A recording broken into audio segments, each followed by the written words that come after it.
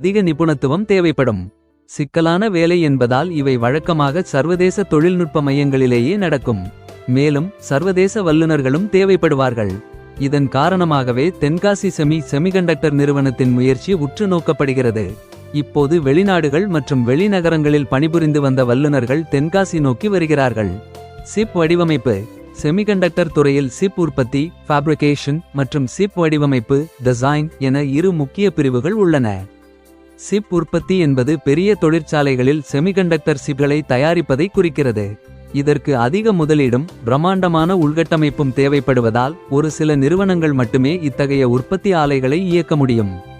எனவே தென்காசி சிப்களை தயாரிப்பதில் கவனம் செலுத்தாமல் சிப் வடிவமைப்பில் கவனம் செலுத்துகிறது.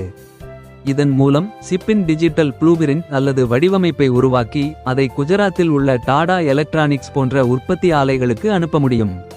தேவை என்றால் வெளிநாடுகளில் கூட இதை உற்பத்தி செய்யலாம்.